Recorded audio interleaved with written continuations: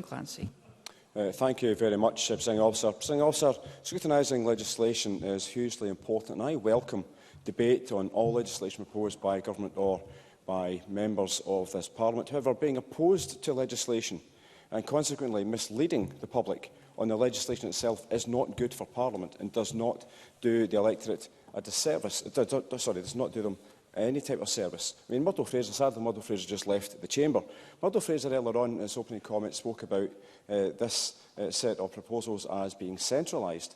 Later on, Rachel Hamilton spoke, indicated that they are not centralised and it's going to be a postcode lottery, as councils will have the flexibility. We've had other colleagues from across the chamber, Willie Rennie, Sarah Boyack and Sue Weber, also had differing opinions. So it cannot be centralised and also have the postcode lottery that certainly the different sides of this chamber are advocating. Now, one of the things, for me, one of the sad things about this whole debate has been some of the extreme language that has been used. And it certainly has been less than helpful, to say the least. Now, Kate Forbes asked Ariane a question a moment ago.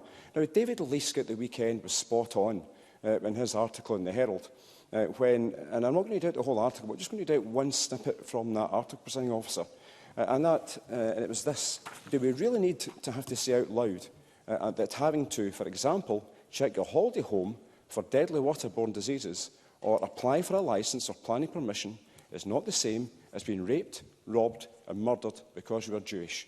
I'm afraid so. He also wrote, do we have to explain that using this kind of language diminishes the experiences and insults the memory of Jews and others who endured horrendous atrocities? Apparently we do.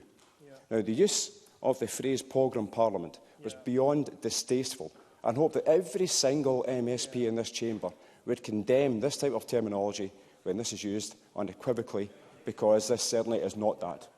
I will take, yes. Brian Whittle. Just want to take the opportunity to assure the member that everybody in this time at this side of the chamber concurs with his opinion of that. Stuart McMillan.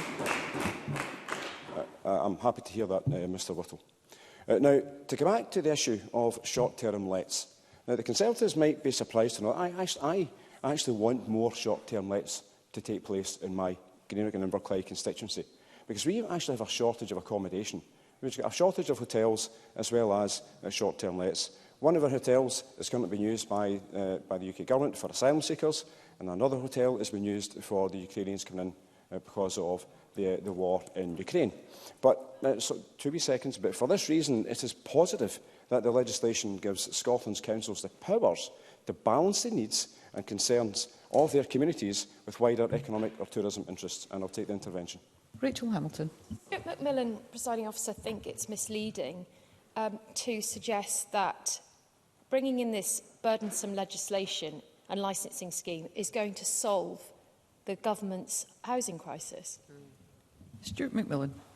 I'm actually coming on to that, so if you wait for a few moments. Inverclyde is not facing the same challenges as Edinburgh, the Highlands and Islands, or Gillan Butte, to name just 3 local authorities when it comes to the issue of short-term lets, or, for that matter, some of the housing issues. Now, we need more accommodation to help boost our tourism offer, yet other communities are struggling to cope due to the high volume of tourists, with places like Orkney considering curtailing the number of cruise ships docking on the islands.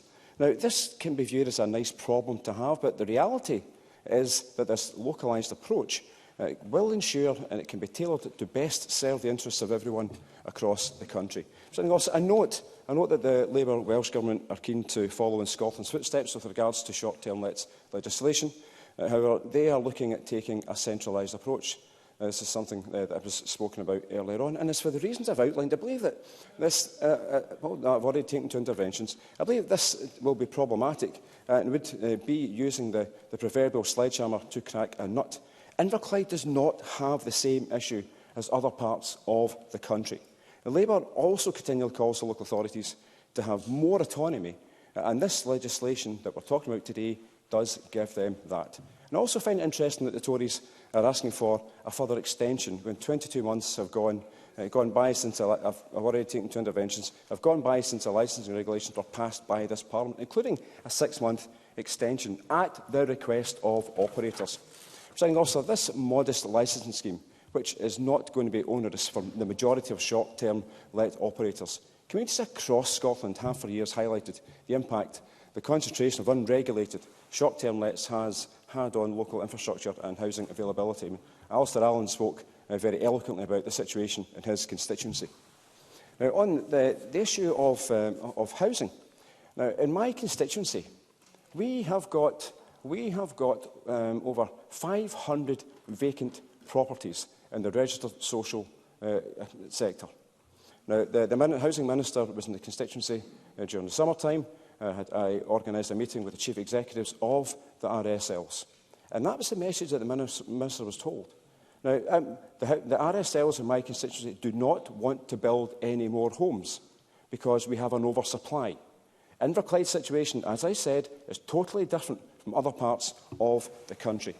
And one of the reasons they don't want to build anymore is because of the huge inflationary costs, thanks to the Tory budget from last year. Now, Presiding Officer, the Minister highlighted the detail of the legislative process involving short-term lets, highlighted that earlier on in his contribution. It was extensive, including the 6-month extension already. Now, in closing, I am supportive of the short-term lets licensing scheme, as it does help to ensure high standards in Scotland's tourism offer, and it does provide the councils with the tools they need to address localised issues. Thank you. Thank